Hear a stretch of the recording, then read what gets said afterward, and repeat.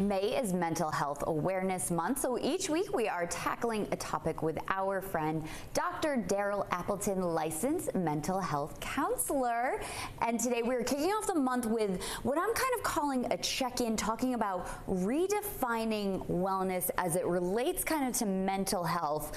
That's a mouthful, but this is the perfect time to have you in to do a check-in. Where are we at? Where is mental health at? How is everyone doing? I think the answer is it depends. It depends on who you ask and when you ask them, and that's okay. I think everybody has a lot of feelings about a lot of things, but I love that people now more than ever are talking about it. They're either talking about it with a professional, they're talking about it with themselves, or even in their posts. I just want to make sure it's done in a way that's progressive and productive. Yes, so let's talk about that, and I think this is a great time of year to do that, obviously because May is Mental Health Awareness, but I always think of it as like a spring cleaning for like your brain as well. You got through winter, now we kind of can see the light at the end of the tunnel. It's a good time to check in with yourself. If somebody wants to do something along those lines, what should they be doing? I think that what you ask matters, right? Not all questions are equal. So I love a daily check-in of how am I? AKA, how am I really? And just saying to yourself, if I need a little tweak here and there, can I define what that is? So I love the name Normalize and Navigate. I use that a lot with my patients and my clients of name what you're feeling. Is it normal to the situation? Bell curve normal of like, am I overreacting? Am I underreacting? And then how do I navigate through that? Because there's a difference between frustrated and overwhelmed. And when you can really name what it is you're feeling, then you can put an action plan and help mitigate it. And for people who are feeling maybe like, okay, I'm checking in and I'm feeling not just overwhelmed in this one situation, maybe it's time to take some more action.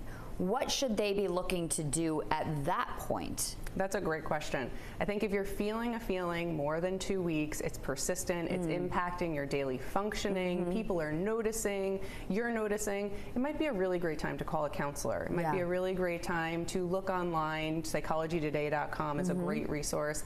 Find a therapist, find even a life coach if that's the direction that you want to go to, and have the initial conversation. No harm can come from that. Go with a list of questions, get it ready so you know what you need to ask them in order to feel comfortable working with them. Right, see how it feels. And I know it can be very overwhelming for people, whether they have, spoken to someone professionally before or not, to kind of, go into a situation like that and either not know what to expect or do know what to expect. And really anything that you're feeling is okay. And like you said, it can't hurt anything. Right, and it is a lot like dating. You need to find your fit, and somebody that your friend recommends might not be for you, and that's also okay.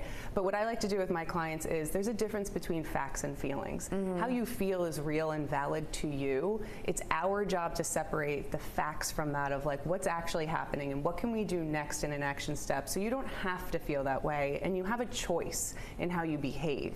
And would a good indication of if you're kind of pairing with the right person be that you maybe are telling the truth or not sugarcoating, or is that normal to kind of sugarcoat a little bit when you're, talking to somebody in a counselor? How does that work? Like how honest are we supposed to be, Dr. Daryl? That is a great question. We can only do with what we know. So it's wonderful when we have honesty, but to your point, if you find yourself lying to please your therapist, or if you find yourself maybe not telling the whole truth, checking in and asking why, and maybe it's not the right fit, but also maybe that's the uncomfortable place you need to push yourself to or get out of, so you can do that with your therapist together and you can talk about that. Okay, great tips for first steps this Mental Health Awareness Month, and Dr. Daryl will join us each week in May. You can find more of her advice on our website, roadshow.com.